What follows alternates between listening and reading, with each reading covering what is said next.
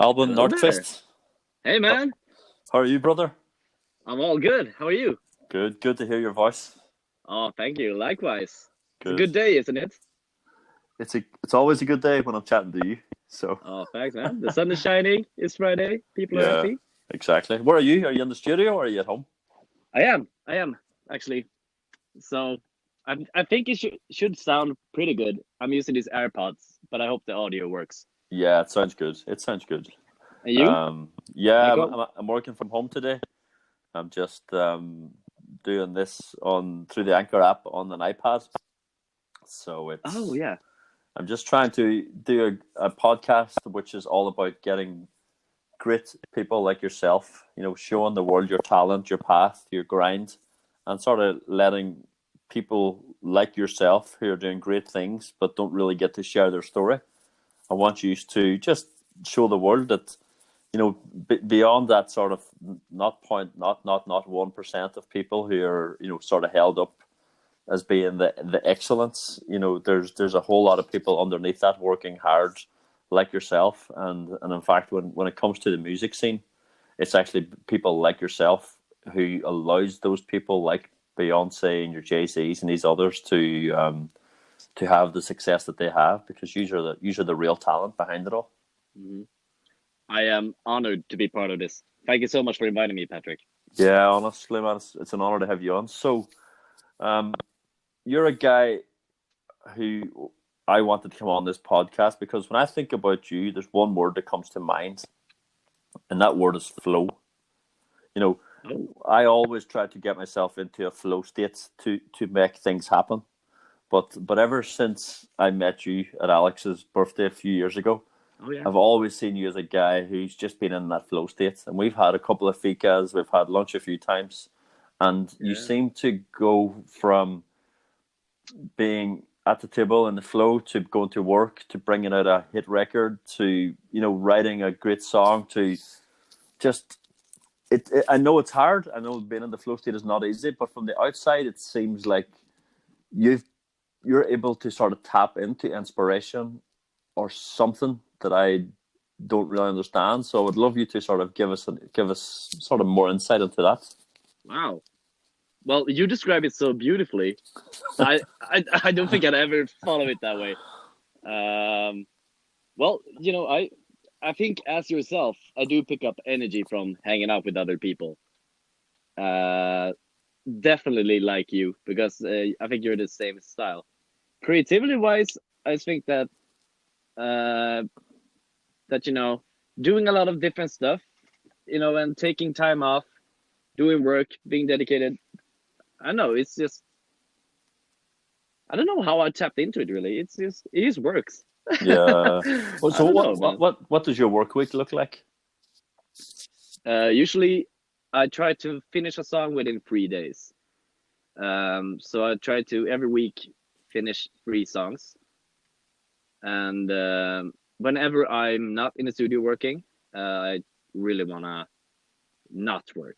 You know Yeah. what I mean? Yeah. So I don't bring my computer home. I just keep it in the studio, and for the remainder of the time, I love hanging out with people, with friends, and playing video games and stuff like that. It is well, the working hours are very flexible. Um, it could be anything from a really early morning like today, or it could be a really late morning with a late night. But it doesn't really matter if you love your work, you know. Yeah, of I think it's the course. same with you, it's kind of blends together. Yeah, of course. It's part of life. So Definitely. you've I don't know how many streams you've had also, but I know that you're coming up on 7 million physical records sold worldwide. You've Yeah, got 8 certified platinum records and 10 certified gold records. that is right. I mean, Yeah. so you're telling me that your work week is literally like just my goal is within if I start work on Monday, I want to have this record finished by Wednesday, Wednesday night. Yeah, Is that your pretty approach? much. But you make it sound like every song I make also becomes a hit record. No, I'm not at My all, work man. is really unsexy, man. It's it is so mundane you wouldn't believe it. It's kind of because my line of work as a songwriter and producer, is more like any other profession. It's about handling clients pretty much, Yeah. because it's based around, requests. So let's say a Japanese boy group is looking for a song. We do get a brief on how the song should be, kind of. So it's more like work for hire. So it's actually really easy to make it seem like more like an office job than Yeah. it might look like.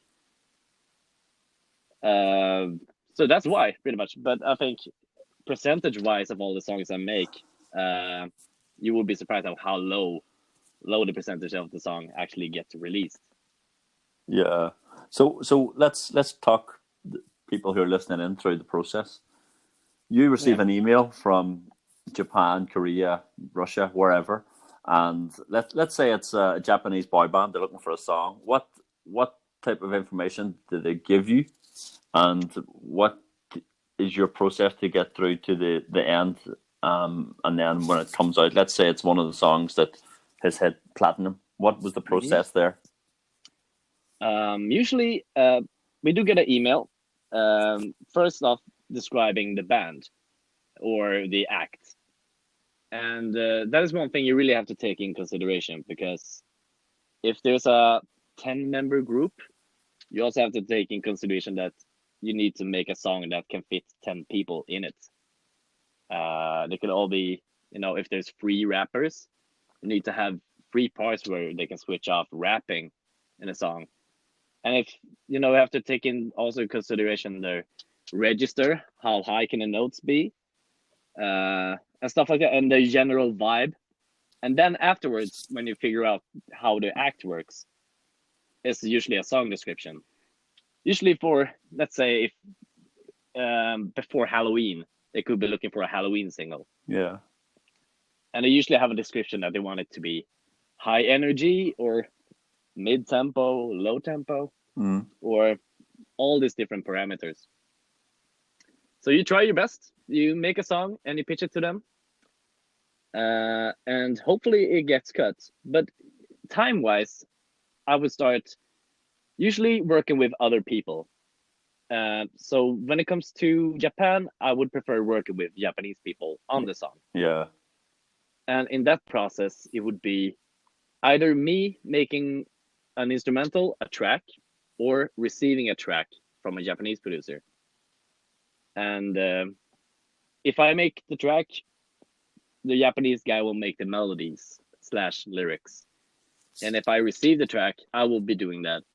In English, though, not in Japanese.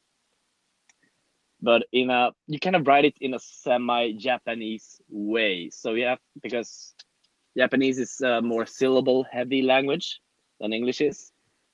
So for me to adapt those lyrics, it has to be, you have to kind of double up on the words. So the lyrics are really cramped, usually in a English demo. So the first day, you make the track or receive the track and make the melody. Second day, I usually like to either record the vocals and edit them, or receive the other guy's vocals. And the third day is for good measure, kind of, to finish up, brushing up, mixing, mastering, stuff like that. So it doesn't get too hectic. And if you follow that schedule, usually you have a fully produced song within 3 days. Wow. It can go even faster, it can go slower. It depends on the song style and stuff, but I like to keep it to 3 days. Yeah. And would the other guys in your studio have a similar sort of approach, or what is like one of the? Is that close enough to how it works within the music industry?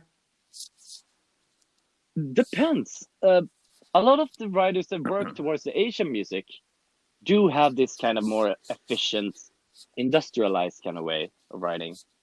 I know a lot of we do have artists here at the company, and they like take more time, of course, because they're more personally connected to the actual songs, and they will be the actual ones on the cover of the songs. So of course they will have to take longer time, and it's very individual. But I have the worst patience in the world, so I'm not kidding. It sucks. So if it takes more than a week with one song, I'm pretty tired of it already. Yeah. Kind of. And that sucks because, you know, a lot of good songs, it sounds beautiful, amazing. It takes a long time, but I don't know. I get tired. Yeah.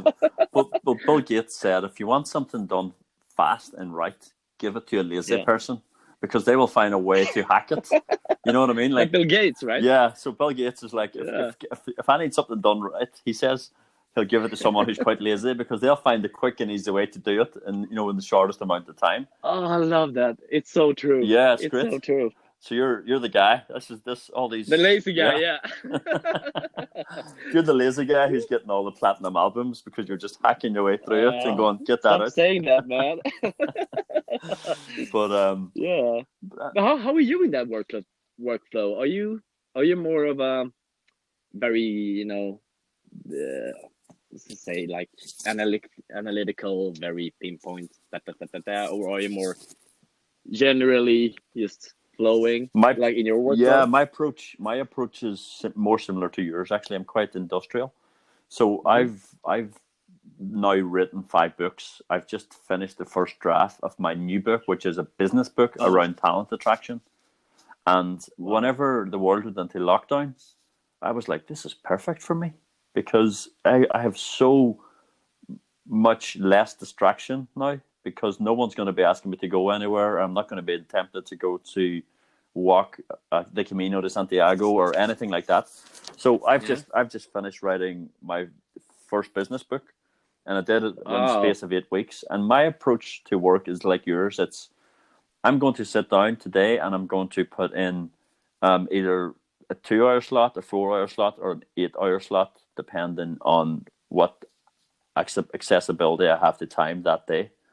And I will just nail it. And I've only ever got one goal. And my goal with writing is always to just write one word. And that's it. Because I know if I write one word, then I'll be able to write. So if I start with the word the, I can go, the business was going. So I've already got 4 just by writing the.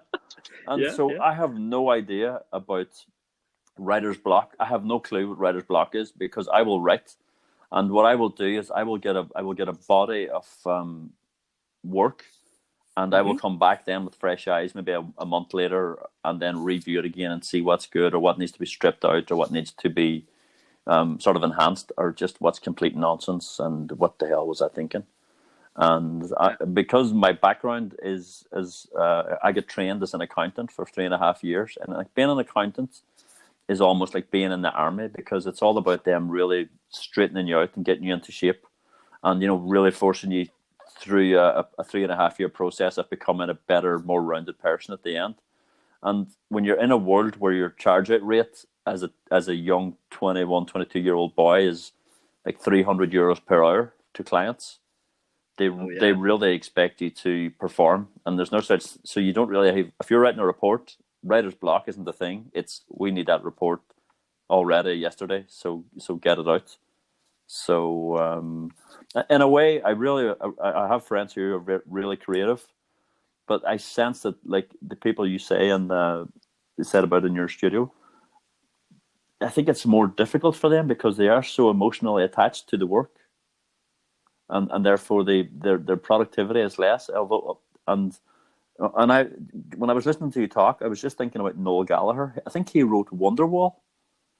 Yeah, he wrote it in like 10 minutes or something. He was just, the lads had walked out and he just wrote one more song. And again, that was just that, I'll just bang something out. And I think a lot of the best songs we've ever heard have always just been like back of the napkin songs. You know, write this out, strum it out on the guitar, and see where it goes. And definitely. And that. Oh, sorry. Going ahead. I was just going to say that's probably what you're probably more in line with that. It is, and also I think that's a general rule with all songwriters now, that the more intuitive or guttural the whole idea is, the faster the ideas come, it is like 9 out of 10 times the best idea. The first thing you actually come up with. If you have too much time to overthink it, you usually ruin it a little bit. You can hear your songs kind of lose their heart a little bit if you revise it too much. Exactly. And I think that goes with all creative formats. If I love this podcast because it's so raw. It is not. I don't know if you actually edit it or something, but Zero it's editing. zero editing. Yeah, so it's really unfiltered. It's really raw, and it shows. You know, you can kind of hear that it's a conversation. Yeah. You get if it's overproduced, it doesn't really get the same feeling. Exactly. Right. Exactly. And you heard examples of that in music as well. If a extremely poppy, commercially pop song, it can be really well polished, and it's really broad and appealing. You can also hear that sometimes it's a little bit shallow. Yeah. Because it's too much streamlined or it's too polished. Things that are raw, rough, and actually having a little few mistakes in there does a lot. Yeah. A good if you just an example, have you listened to Tainted Love by Soft Cell in a while? class song. It is. Class. But take a listen to it in good speakers, like when you have time. Yeah. Once again, with fresh ears. Is this Tainted Love? Oh. Yeah. Yeah. He's missing all the rhythm. Like there's no notes on point. It is awfully mixed, and it really shouldn't work out. But it's such a hit song. Class. Yeah. Marilyn Manson did a remix of that a few years ago. Do you remember that version? And it was raw. Oh, yeah. Great as well. Oh, I love that version. Yeah, it was great as well. I must whip them out, actually. And I will check that out and listen to it. But again, I think they were saying that about Bob Dylan as well. Like, his voice is so bad. But the fact that it's so bad makes it so good because it's real and it's relatable to so many people from a generation. It is. And again, your man who did Ring of Fire, I mean, what's his name? Johnny Cash. Johnny Cash. Could you imagine him going up on the X Factor? I mean, they wouldn't even let him write down his name. They'd be like, "No, sorry, you're in the wrong building." You know, because that voice is not what they think sells, but actually, what sells is something which is probably something that sounds like your grandfather or your father. You know, it's something that's relatable and therefore has a certain ring to it. It is appealing, and I can also tell that some of my oldest songs, when I was not as good as I am now, my mom got a lot of those Dropbox links with, hey, check this out, this is my new song. And I mean, I've write a lot, I think 120 songs a year now. Wow. And I think the first 10 I sent to my mom is still the ones I hear when I come back home. Class. And I'm like, yeah, hey mom, this new one, it's a lot better. I sing better. It's a better production. She's like, oh yeah, but I really like this one. And there's, and I sit there like, no, but that is the same thing. My sister too. My oldest songs are the ones where I don't polish it as much. They're usually the ones that works out best.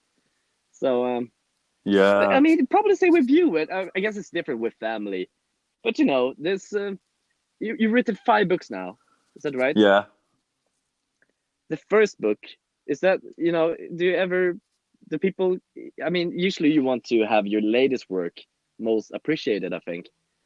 You probably had the same thing with people going on your older works. Yeah. Or is it a proper analogy? No, I think I agree. From an artist perspective, I completely understand where you're coming from. I'm more proud of my first book than I am of anything else, because it was my first book. It was something which sort of put me in the game, and at the same time, even though I've graduated 7 times, I'm more proud of my first degree than I am of any of the other professions, because again, it was such a big achievement for me to get a piece of paper which says I've been through university. Yeah. And I think that it's to have something released, or to have something which gets over the line, and this is a big point, where you actually have the balls to let it go and let people decide. That's the big thing, because I believe that the best music, the best books, the best poems, the best paintings, and every other work of art, the best that we have in the world, are all sitting under someone's bed or in someone's hard drive or whatever, because they just didn't have the balls to let the public decide for themselves. And yeah, you're right. And I believe that the reason why I'm actually not even a good writer. I'm not even a natural writer. I struggle to write, even though I can write words all day long. I Hmm. The difference between getting the right word and getting nearly the right word is the difference between um a flicker of a room, like a light room going off, and a flicker of thunder, thunder and lightning. Like the right word is Yeah. like thunder and lightning, just like, and it just gets the reader or the listener to the right place. The nearly right word in a song or in a book just sort of flicks and goes off, and it doesn't really happen. I rarely get the right word, and I'm honest enough to say No. it. Yet I still am courageous or stupid enough or whatever that is to release all my books. And I've got only one. I mean, I know you, Albin. You're a highly successful guy, and I love you as a human as well. I've only my variation of success is so different from yours. Whenever I launch a book, the only thing that makes it a success for me is whenever one person who I've never met reaches out and says that my book has changed their life. Yeah. Because then it was worthwhile. Amazing, right? It's been worthwhile then because somebody has read it and it's impacted them and changed their trajectory or how they see the world in some way. And then I've won. Because all my money from all my books goes to helping the homeless. So it's not a money thing. It's not a numbers thing. It's not how many have been sold. It's can it impact somebody else? Yeah. You know? I'm recording this podcast through Anchor. And if you're considering doing a podcast and you haven't heard about Anchor, then let me tell you, it's the easiest way to do a podcast. So let me explain. It's free. There are creation tools that allow you to record and edit your podcast right from your phone or computer. Anchor will distribute the podcast for you so it can be heard on Spotify, Apple Podcast, and many other platforms. You can make money from your podcast with no minimum listenership. And it's everything that you need to make a podcast all in one place. Definitely check it out. Download the app now from the store. No. It is something special because obviously your friends and family will give you compliments and cheer you on, stuff like that. But when someone who doesn't need to reaches out and actually has been moved by your creative work or touched or changed in any way, that is insane. Yeah, it's amazing, man. And it's incredible.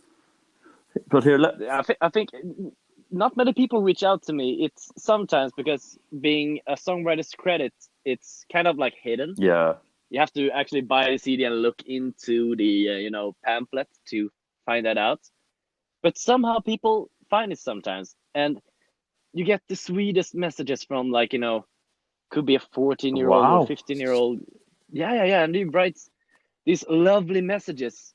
It could be like a full letter. yeah, wow, And so I usually take it's not really encouraged to interact with fans on this level because I'm not really supposed to be seen because it's supposed to be about the yeah, artist, right?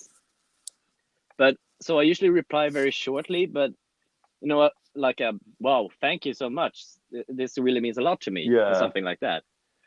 And I get you feel like they're going nuts, like, oh wow, shit, you replied and stuff. wow. And I'm like, whoa, you think this means much to you? It means way more to me than it does to I you. love that. It really feels like that. Yeah, the fact they've I, tracked you I down. mean, yeah, And I mean, these people are probably Japanese or Chinese or from more Eastern countries at least, and so they've actually yeah. probably had to translate what they're going to write to you. They put a lot of effort in to reach out. Oh, there was this one wonderful girl who wrote to me from Japan. She asked about my address so she could send me a fan mail, like a physical one. I never received one, but I was like, whoa, for real? Like a letter, like a physical letter. That was, yeah. They do have. I mean, I never gotten that from Swedish people, I think. Yeah, But yeah, it is cool, and it is rewarding. It is, you put a lot of hours into your work, and also, as you know yourself, you put your personality into it too. So you're kind of emotionally invested in the songs, yeah, even though it gets less and less with more work, and you also get it's easier to actually put it out and not care too much. But it's also a part of you in every creative work. Absolutely. So actually getting that reward, that little nice comment and stuff like that, it is priceless. Yeah, I used to get, when I was backpacking like 6, 7, 8 years ago, and I was more on social media than I was. I had a bigger following. I used to get stuff sent to me. Like, I've had like ornaments sent to me, books, framed photos. I think like robes, like sort of robes that people would wear in India and things. I used to get a lot of stuff sent to me back in the day. What, like packages? Yeah, packages, like heavy packages as well. And I used to feel bad because I was thinking someone has spent so much money on the weight of this in the post. And I don't know if these people were wealthy people. I can assume that it wasn't a cheap package to send from India or Pakistan or wherever these things used to come from to where I was in Ireland at the time or whatever. And I used to get so much stuff. And I actually have a lot of it still because I was so humbled. But I really was thinking to the guy, like, just send me a letter and it'll mean as much to me as you spending $100 of whatever small amount of money you have, back in your country just to get post and package to me in Ireland. Oh, wow. Yeah. Send it like all over the world. Is that a cheap thing to send anything? It is not. And it's not cheap for us. So I can imagine that it's certainly not cheap coming out of these developing nations. But I was humbled, Albin. I'll tell you, I was really humbled. Of course. Is there what was the craziest thing you got? I appreciate it all. I got I don't even know what they were about, but they were sort of like books to help me on my journey, like spiritual books based on that one of the person's faiths and stuff. Yeah. What? No way. And they're seriously just helping you out. And I got some. There's a few things here.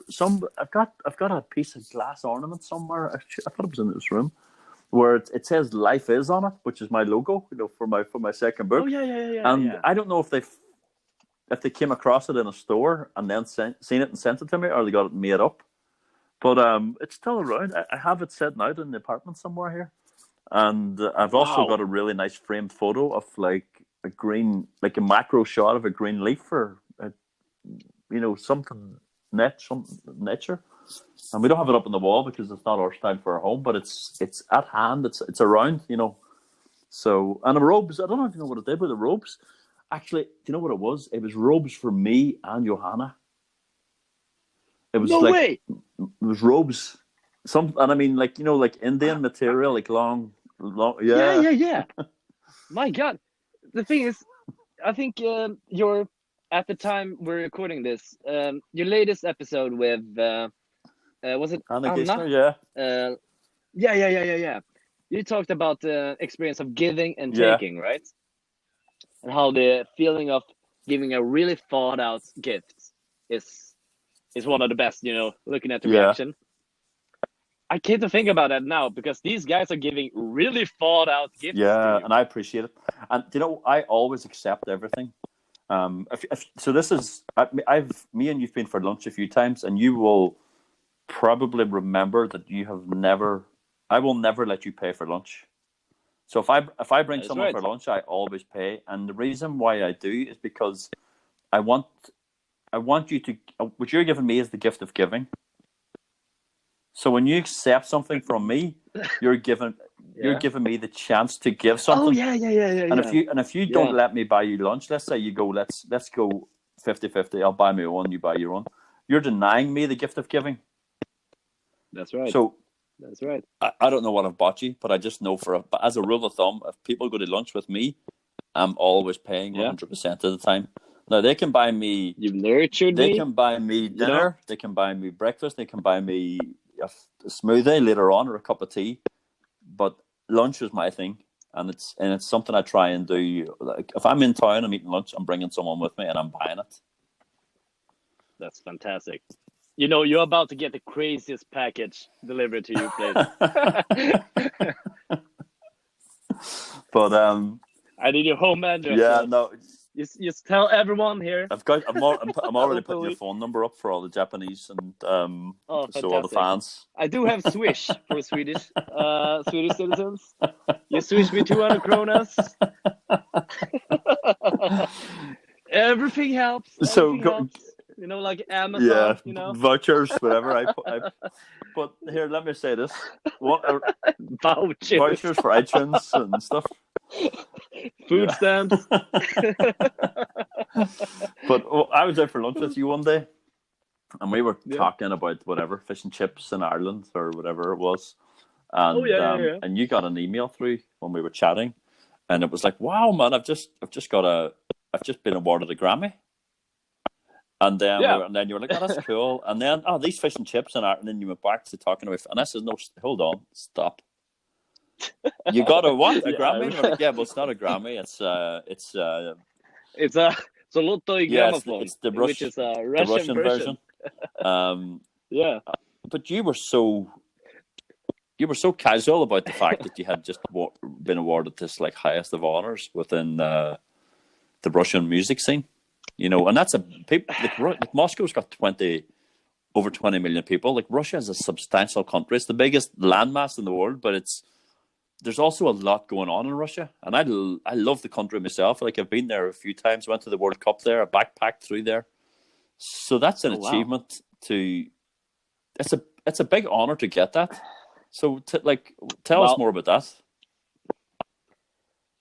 But you know I'm Swedish, right? So it is really hard for me to do that. But that was a fun project. It was this band called Discoteca Varia, which is kind of a famous group in Russia, and they did this duet with a Russian opera singer called Nikolai Baskin. Oh wow, let's not get this wrong. Nikolai Bas. Oh wow, this is embarrassing, but it's a really famous opera singer, and I just did the production on that song because they wanted help. And then 6 months after the award they received an award for the song, I found out. So I mean, I haven't been to any gala or anything, or I just got that text on our lunch with a picture of the actual statue, like, hey, you won. So I didn't feel like I actually got it. Yeah, you weren't you weren't on the red carpet in the upper society of Moscow. No. That's what you think you would be, right? You're getting a private jet sent to Moscow, ride a limo and then walk out in a nice tuxedo. Not yet, at least. No, but I had a fantastic lunch with a fantastic friend. Exactly. That's which means exactly. More to me. So so you says that you guys are sort of encouraged to sort of stay in the background. Yet Max Martin is also a Swedish producer, and he's written basically most things for Backstreet Boys, Britney Spears. The who's who of at least the American Billboard charts he's responsible for that. How does he become so well known, or how is he in the mainstream if he's supposed to be in the background, or what's his story? I'm not sure. I can't talk too much about the American style of those things, but I do know that Max Martin kind of his greatness surpasses just a one-time song. Some bands that he wrote the hits for are still being played while the band's not existing anymore. And he keeps on writing stuff. So people can kind of figure out that, okay, what was the good thing about this song and that song and that song? And see the common denominator is Max. And I think he is crazy big also. But, I don't think he probably had a studio engineer at the time, which not as famous perhaps. Stuff like that too, but I'm not sure. I can't really talk for that. I'm not an expert on those. Where does he live? Is he Stockholm based? I think he has a place in Stockholm, and he really should have a place in LA. Yeah, I think. I have no idea though. He's a baller. But real legends, and I'm sure he has a place in Stockholm. I was wondering that about you. Like, how often do you go back to Ireland? I or thought you were going to Northern say, do Ireland, I or have a place in LA as well? But no, no. do you? No. It's been so. I left Northern Ireland, where I'm from, in 2001 to go to Dublin to become an accountant once I graduated from university in Northern Ireland. And I went home very rarely during those 5 to 6 years because I was studying so hard during during all week and then at the weekends. And if I was off for a weekend, I would go to Manchester to watch football. And I would go up and down whenever I was afforded the opportunity to see my parents. But the thing is, they would come to Dublin more often because my father's from Dublin and they have a real affinity with that city. Then I went backpacking for a few years. And again, I was every time I was passing through Europe, I would always go home for a few days. I would go and see my parents. And now that I live in Sweden, I go home whenever I have a booking in Ireland. So I was invited to talk at a European women's gathering in Dublin. Wow. Was that just before Christmas, before everything shut down? So I went. My father was invited along to that, and I think I went home as well to see my mother. So I usually go home for weddings.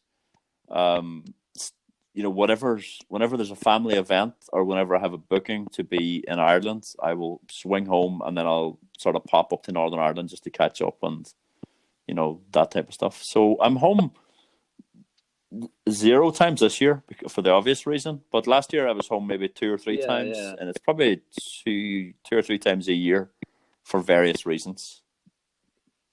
But that is still incredible because if I'm not misremembering, you went to 26 different countries last year? It was just such an amazing year because it was such a lazy year for me. I was really, everything was just flow. What I say about you, this is why I recognized it, because I didn't really do much last year, but yet at the same time, I ran marathons on 2 continents. I published a new book. I went to, I think, 4 continents or four or 5 continents, just backpacking and traveling and messing around. And everything happened so easy last year. It was effortless. It was almost like, okay, I'm going to get a lot of stuff put into 2019, and then I'm going to have a really chilled and sort of easy 2020. Sort of a bit more static, but everything was awesome last year, and it just all sort of went by, just went the way it was meant to be. But you travel a lot as well. But I do. I mean, just finding the time for that many travels is insane because you do still have work. That's the thing. Stuff. That's the thing. I was a consultant for a NASDAQ company, and as a result of that, I could do the work from wherever. I mean, obviously, physical meetings. I had a job which was consulting, and the rate I was getting was quite decent. So it meant I could do a small amount of really focused work, and then go off and write the book and train for the marathon and backpack. And it was actually I was quite lucky because we started last year in Egypt. I go to Africa every year, so last year we went to Egypt, and then not long after that we had a Caribbean cruise fixed in. So we went to Miami and I went to see a friend in Grand Cayman, and then we did a Caribbean cruise where we had a few different countries. So, but are those cruises as big as you think? I love them. They are? I love them. So there's 2 types of cruises. There's the British cruise and there's the American cruise, and it's like day and night. So the British cruise is where you go to dinner wearing like tuxedo, dicky bow. You won't get into the restaurant unless you're, properly presented, and you sort of have a speech from the captain and a toast and things. And then there's the American cruise, which is you might have to wear your vest top into the restaurants, but it doesn't matter because everyone else is on those when people are so fat they've got those like scooters and things. So you just probably hide behind one of those people and just sort of scoot on. It's such a different type. In my head, I used to imagine like when you described the British cruise, I kind of saw like a scene from that Titanic. And when you talked about the American cruise, I see like a Hawaiian shirt, exactly that, and flip flops and boardies, a little like fedora hats. It's exactly that, and I mean they're both great. Wow. I love them both, but they're just very different experiences. And so it was actually, I think, 2 years before we did the British cruise. and it was the new fleet. Yeah. It was the new the fleet ship, the biggest. It was the Royal Britannia from P&O, Mm-hmm. and it was great. And we went to, I think, 13 different Caribbean islands and whatever. And then when we did the American one, we just sort of did the North Caribbean. It was a shorter trip, but it was equally as fun, but it was a really different type of vibe of like, just the people from like Florida and like Georgia and like those sort of more easternly southern states, and just the attitude and the how they approach life and all. It was just awesome talking to them. I love Americans. Me too. I mean, isn't that the best thing about traveling? Meeting people and also seeing different things. That's what travel is for me. Travel for me is education. Yeah, but isn't it also a little bit a factor of, enjoying yourself? That's what it is. Too? Like, I learned so much just from meeting those people and being around and hanging out. Like you know what I mean? So I learned so much just, for me, the fun is the meeting of the people and all that comes along with it. That makes sense now when I hear it back. It sounds like talking to people is like a job. I'm leaving the house. I've got my checklist. Stuff. Okay, I have to talk about these items. How is the weather today? COVID-19. That's how it feels like now. With me and you always. The weather's getting better. Summer is coming. Oh, we have a global pandemic, but well. There's a few things I never talk about with people that I like, and I'd rarely be around people that I don't like. So I don't ask about work. So this is why, like, I'm finding out about your work now a lot because we've never actually talked about it before. No, I tried to ask you. I still don't know. I don't talk about work with people because it's such a lazy thing. Like, there's so much more depth in people. So I always try just to like have the better conversation around the other things. Or I don't really have chit chat about the weather unless it's like so extreme that we're getting blown off the street or that we're swamped under in snow or something. And I don't talk about the pandemic at all either, unless I'm on here or unless someone has got something that they need to share, which is a really a different approach to it, or this is what they believe. So I generally don't get into the normal type of chit chat subjects, and I think it's one of the reasons why I'm lucky enough that people always invite me for dinners and stuff, because they know that they're not going to get normal conversation, for better or for worse. Well, that's for sure. That's for sure. I don't know what type of crap I end up talking about, but it's not the normal stuff. You're totally right about that. But what was I going to say to you? What's your next 6 months look like? Well, the thing is, I do have a trip planned to Tokyo in July, but well, we'll see how that goes. It really sucks, man. I had so many fun things planned. Hopefully, I can go there in July, but I really doubt it by this point. But I did have a really interesting trip, and not work-related trip for once, planned, which was to visit Singapore and Taiwan. I mean, I have friends in both those countries, and they seem so cool. I mean, I've been to Vietnam, Japan, China, not Hong Kong, but Beijing, Shanghai, and Hainan, and all of those places have given me so much impact. I learned so much. I grow so much from those countries. And Singapore, Taiwan, Malaysia as well. Oh, yeah, Korea I've been to too. That was insane. But those countries I really wanted to experience. You've probably been there. But they seem different, I have to say something. I went to all the countries you've listed, of course, but I went to Taiwan last year for the first time. And I really loved it, actually. It's so the best way I can explain Taiwan for you is it's actually, someone said to me, it's the real China. It's how China was before communism. So what happened is all the sort of creative and educated people and, sort of the equivalent of the hipsters of the day, whenever Chairman Mao came in and took over China, all those people moved to Taiwan. And they have maintained the sort of true Chinese culture and what the essence of China was prior to communism. And it's the best way I can describe it to you since you've been. It's like a Japanese China, because the streets are clean and orderly and quiet and expensive. It's not a cheap place by any stretch of the imagination, and it's just such a cool place. I really appreciate it.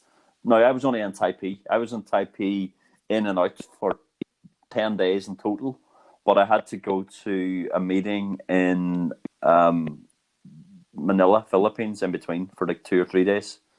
So, you had to go. You make it sound like, oh man. No, it was actually with Forbes magazine and one of my good friends, Philippe, and there was no way I wasn't going to go over and meet him. So I was like, I'm going to get over there, and the flights were like $40 return or something, and actually the flight that I got to return to Taipei was €200 return, because I had a friend who worked in an airline, and she was able to let me go on her if seat available, like friends and family.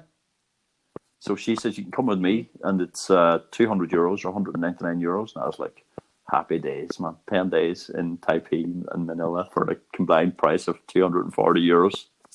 And how is the Philippines? Is it similar to any of the other countries nearby? Well, the Philippines isn't totally even different? similar to itself, because each island is so vastly different. Like it's got these, like the Paradise Island that you see for the best Instagram photo you could imagine, with the blue turquoise water and the white sand. There's so many islands like that, but I went to Manila, which is such a stacked up, busy city with horns beeping and all of that. And it's a really interesting time to go now, because you've got the low-rise, one-story shacks made of tin spreading across the horizon. But at the same time now, you're starting to get these skyscrapers made of glass, which are whatever 50, 80 stories high. And I went to the nicest hotel and hotel bar that I've ever seen in my life with my friend Philippe when I was there. And it was such the wealth there is so high level, and the poverty is such a low level, that the paradox of it's so interesting for me, when I'm looking at what's going on. I really like this. Yeah, and you get to see both parts too. That's where again, it's education. That's where you learn, is being down with the people and the lower class of people with nothing, how kind and generous they can be, and then meeting the richest people and seeing how kind and generous they can be, because most people are so nice, and I have a belief that all people are nice and want to do the right thing, but good people can do bad things when they're stressed. Mm-hmm. Definitely. So I hope that you get to go to Japan, because I know they've cancelled the Olympics, but it was supposed to be on July too, was it? Yeah. That was, I think, I was about to leave right before it starts, I think. So I was kind of, for just personally, I liked that it was being cancelled, because it would make my trip so much harder if it was going on. But that is a very but just from your own reason. I mean, you're not wishing any bad on people, but just for and also the genuine kind of Japanese style of the restaurants, and the you've been there, the actual culture. They adapt so much when the tourist comes in, and they have to from nowhere take care of a lot of Brits, about a lot of Russians, Americans, whatever. And I was a little bit worried myself, like, how is this class going to work? Because there's big differences, people to people there, how they act and how they, So I'm happy that I'm not getting, that is not happening now, actually. Not the trip, but the Olympics, because I love hanging out with Japanese people. Do you have a favorite part of Tokyo that you go to when you're there? Oh, I have loads of them, man. One thing that is just a little bit childish and silly is Akihabara, which is kind of like the part of Tokyo you see on TV with all the crazy neon signs and anime, manga stuff. It's amazing, and it's so much fun to go around there. And also, places like Shimbashi, which is more like the office workers after work place. You know, they drink highballs, They get hammered. eat gyoza, and just hang out. They get hammered. They know how to drink, and they drink a lot. And they fall asleep It's on the insane. street and things. But they're safe. It's such a safe place. Yeah, and also Yeah. it's so safe that you could do that. And also bars, if let's say if I drink too much in a bar, they could tell me like, "Hey, there's a room back here if you want to sleep it off for an hour or so, crazy. and then return." Yeah, in Stockholm, it's like you like trip a little. They're like putting you in handcuffs. You're sitting 3 weeks in jail. You get your driver's license revoked. Stuff like that. And then it's like, oh man, yeah, you're drunk. Okay, just sleep it off, and then you can return or go home. I was walking through the train stations. I can't remember what they're called, but anyway, I think it was the metro, and there was a man lying drunk like at the platform, and his phone and his wallet was like spread out in front of him. And someone came along and just sort of gently tapped it in with their foot beside him. So it would be there when he woke up in like 2 hours time. And I thought, what an amazing society. And I loved it, actually. Yeah, I really appreciated it. Oh, man. It is. Tokyo is by far the best city I've ever visited. I actually have to say that as well. I did really like Beijing as well in Asia. I thought Beijing was fascinating. Oh, yeah, Beijing is amazing. But it was. It's I'm not a fan of they did have a lot of smog when I was there. So walking around for one day, you can just like sneeze and it's just like black on the napkin. That's kind of scary, but sure. Beijing is amazing. Also, have you been to Hainan? No. The island. Where is it? That one you should probably try too. It's like the Hawaii of China. It's south of China. And it's a tropical island. It's probably a military base of some sort historically, but it just was like going to the tropics, but it's still China. Yeah, it was really cool. Is it down beside Hong Kong direction? Down that way? Oh, dude, don't put me on the spot here. Google Maps. I'll Google Maps it. But here, let me just say this. When did you turn 25? Yeah. So you're literally just 8th. Your birthday. Yeah. So I mean, this is why I love you, because you're just a legend. You're just a rock star guy. Like you're 20. You've just turned 25. You've got nearly 7 million physical records sold. I'm not talking about streams. You've got 50 songs released and playing around the world. You've been able to crack into like the biggest scene in the world in South Korea with K-pop and Japanese and Mandarin tunes, and you're just the funniest man. I love hanging out with you, and this is why I buy you lunch, because I know when me and you have a chat, then we're going to be having fun. So let me just ask for people to sort of follow you in your adventures as you release your songs and you travel the world over the next few years. Where would you like them to follow you? To be honest, the only place I really update where you can actually hang around and see what's going on is Instagram. So if you want to follow me there, it's Albin XP. So it's like a I'll put it in the comments. You probably put it down as some text or whatever. My MySpace is not that active. My LinkedIn is really inactive. I don't have that. Have you got into TikTok? Well, I checked that because you can actually look people dancing at your songs, which I think is fun. You can kind of check the temperature of how your song is going too. Wow! So like, if there's a lot of people using your song, you kind of feel like, can me and you do a dance to one of your songs on TikTok sometime? No, me and you. You're very free to dance to one of my songs, Patrick. I said thank you so much. That would be amazing. Yeah. You and Johanna. It'll be the only time I dance. Please. The TikTok song as if I'm dancing with the guy who wrote the song. I'm honored. Right, brother. I love you. Right. It's been a pleasure to have you on. And I look forward to catching up with you again soon over a lunch and fika and whatever else. I love you. Yeah. Talk soon, brother, and I love thanks you, for man. taking the time to Thank you come so on and much. share your insights. Talk soon. Have a great weekend. No problem. Take care, brother. Thanks, man. Bye.